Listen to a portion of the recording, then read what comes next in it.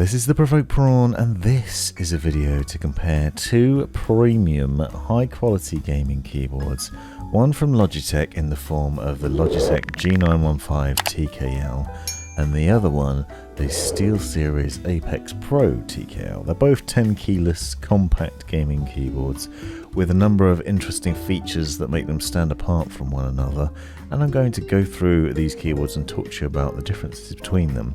I've also done separate videos that go into a lot more depth, so be sure to check out the description to find out more about each keyboard. The Logitech G915 TKL is available in two different colours. You can see a black and white variant, and I've tested out both of these separately as well, so there are videos on both of them.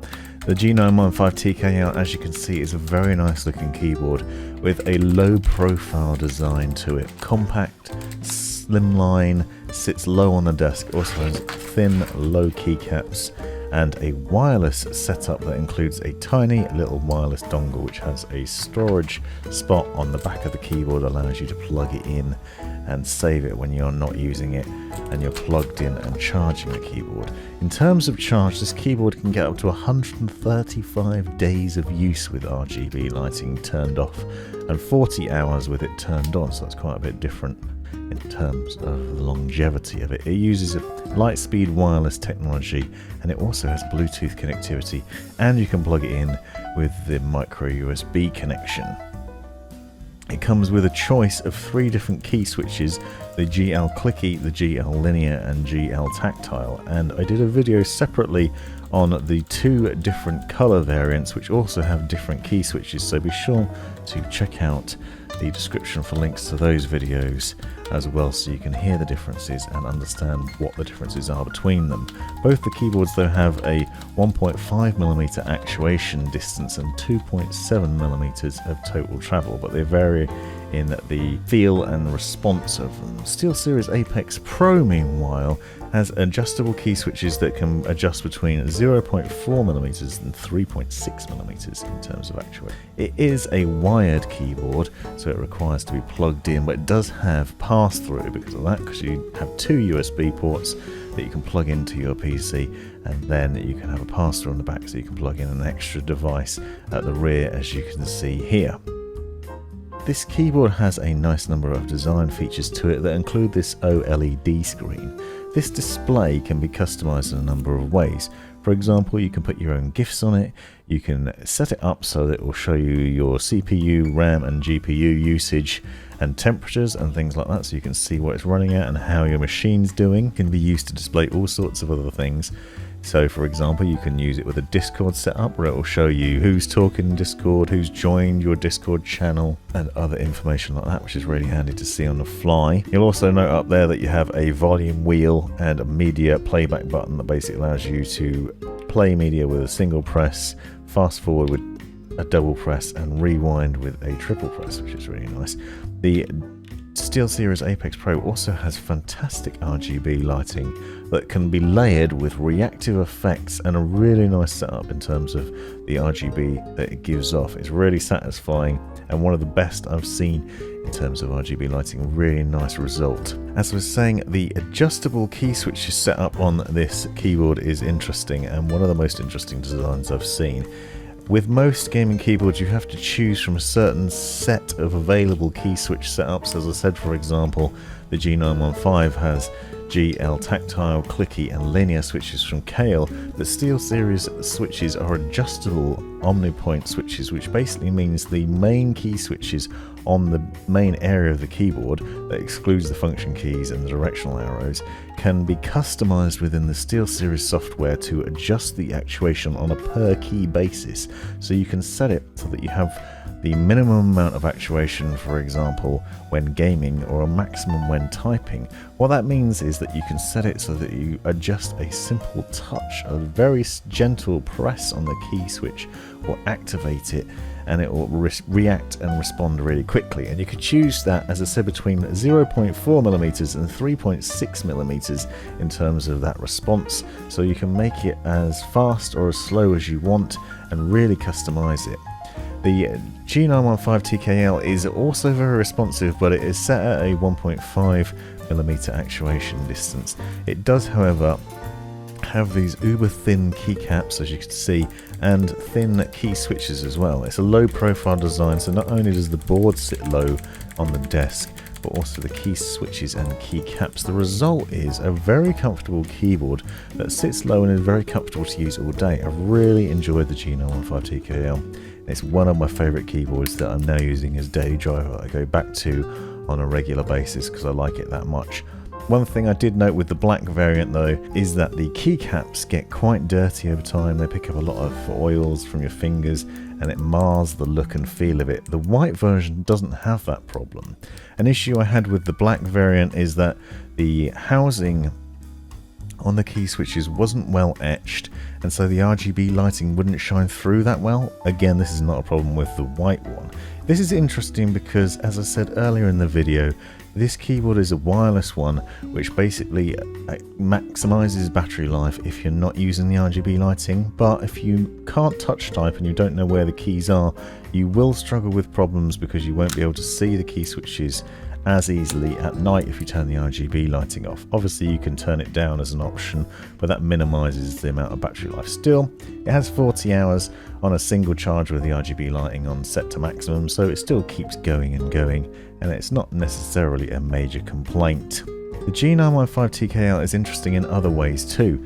As I said, it has the micro USB connection. You also have Bluetooth and wireless dongle, so you can connect to multiple different devices with ease.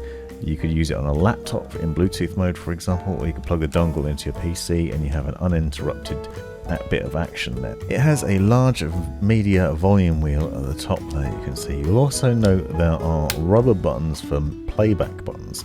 So you have play, pause, skip, mute, easy access buttons there at the top. It also has the buttons that allow you to turn the Wi-Fi and Bluetooth connectivity on and off, turn on the game mode so it deactivates the Windows key, and adjust the brightness on the fly easily. This is nice because you don't have extra buttons that you need to press, so there's less faffing.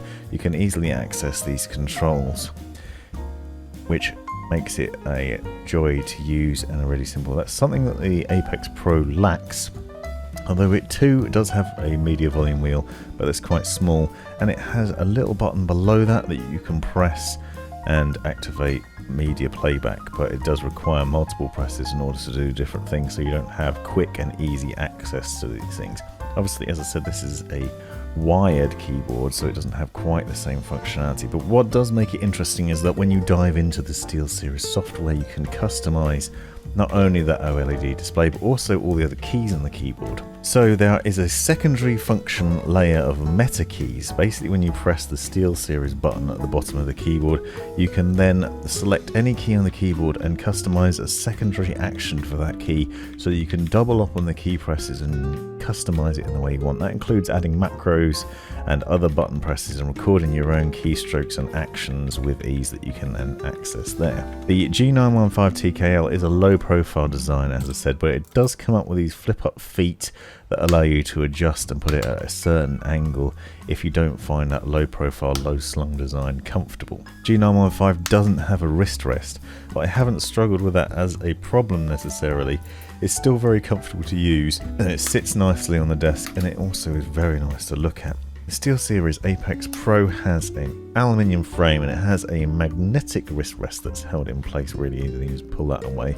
It also has feet underneath, and it has a cable channeling system that allows you to move the USB cables into the different positions that you choose. Unfortunately, you can't detach that cable, but you can move it left, center, and right, so you can choose which side it's set up on and make sure it's the best for your desk and results in a good fit and a good look and feel to it. Both these keyboards, as you can see, are premium designs. Both have that aluminium backplate to them, both solidly built and nice looking, easy on the eye and well crafted. They're both premium and expensive keyboards with very nice look and feel to them, and you do get a good result of them, but as you can see, the features are quite different. So what you will want will really depend on whether you're looking for something wireless and low slung, or something you can really customize the look and feel of, and that's where the Apex Pro probably stands out. As I said earlier on in the video, the G915 TKL looks great and the RGB lighting is nice, but I do find that it doesn't shine as much as the SteelSeries Apex Pro, on the black version at least, and especially is a problem when you turn that lighting off, and that means that you don't get to see the keys as easily. But the RGB lighting can be customized and does have a very nice number of effects to it, but you can see here from this effect that the etching on the keys on some of them doesn't let through enough light, so you can see that they're quite dark in some places.